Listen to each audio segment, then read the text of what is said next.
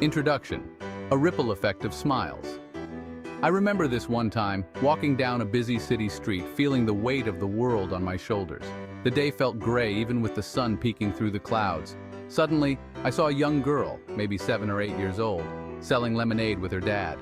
She had this massive grin on her face, her eyes sparkling with pure joy as she called out to passers-by. Her enthusiasm was infectious. I couldn't help but smile back. As I sipped the lemonade, surprisingly refreshing on a warm day, I realized something powerful. That little girl's positivity, her simple joy, had lifted my spirits without even realizing it. It was like a ripple effect, spreading outward and brightening the day, one smile at a time. That experience stayed with me. It underscored a simple truth. Positivity is contagious, a powerful force that can transform not just our own outlook, but also the world around us. It's not about denying the challenges we face, but about choosing to approach life with a hopeful heart and a smile. This isn't just some feel-good philosophy. It's rooted in science. When we share a smile, it creates a connection, a moment of shared humanity that can uplift both the giver and the receiver. Acts of kindness, no matter how small, can create a ripple effect that spreads far beyond the initial gesture. Imagine a world where everyone made a conscious effort to spread positivity. The impact would be profound. Section 1. The Science of Good Vibes.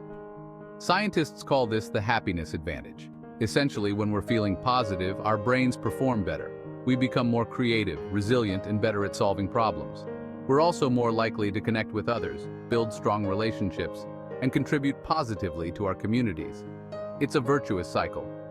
Positivity breeds success, which in turn breeds more positivity. Think about it. Have you ever noticed how much easier it is to tackle a challenging task when you're in a good mood? Or how a positive attitude can turn a stressful situation into a manageable one? That's the happiness advantage at work. It's like giving your brain a performance boost, allowing you to tap into your full potential. But here's the catch. We can't just wait for positivity to magically appear in our lives. We have to actively cultivate it, like tending to a garden.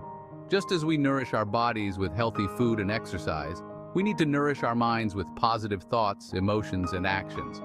The good news is that it's easier than you might think. Small, consistent efforts can make a world of difference. Activities like meditation, exercise, and spending time with loved ones can all contribute to a more positive mindset. Mindfulness practices such as deep breathing and being present in the moment can also help cultivate positivity. Sharing positive experiences with others can amplify the good vibes and create a supportive community. Section 2. Practice gratitude, counting your blessings, big and small. The first practice, and perhaps the most fundamental, is gratitude.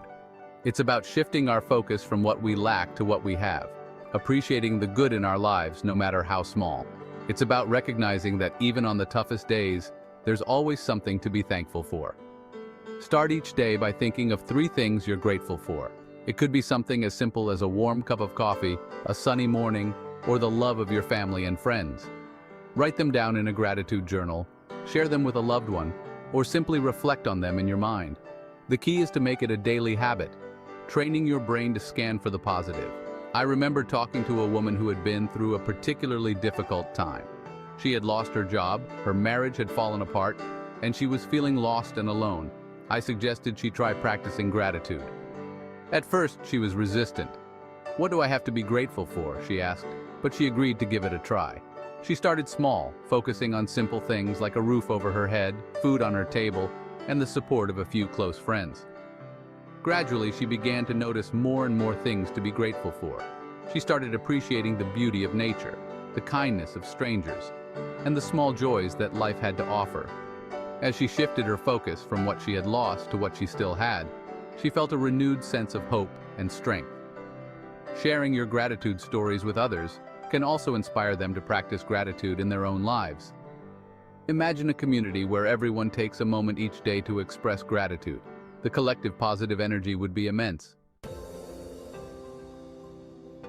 Section 3. Spread kindness, small acts, big impact. The second practice is kindness. It's about extending a helping hand to others, offering a listening ear, or simply spreading joy and positivity wherever we go. Acts of kindness, no matter how small, have a ripple effect, creating a more compassionate and caring world. Make a conscious effort to perform at least one act of kindness every day. It could be as simple as smiling at a stranger, holding the door open for someone, or offering a compliment. You could volunteer your time to a cause you care about, donate to a charity, or simply reach out to a friend in need. I once met a young man who made it his mission to perform one random act of kindness every day. He started by leaving encouraging notes for strangers to find, hiding them in library books, coffee shops, and even on park benches. He would write messages like, "You are loved, don't give up on your dreams, and you are capable of amazing things." He never knew the impact his notes had on the people who found them, but he continued to spread kindness wherever he went.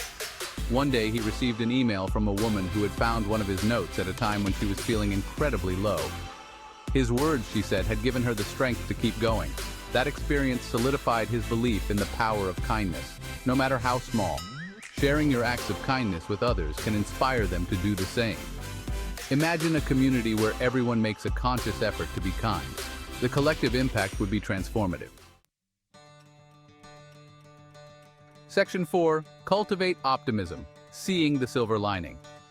The final practice is optimism. It's about choosing to see the good in every situation, believing in our ability to overcome challenges, and approaching the future with hope and confidence.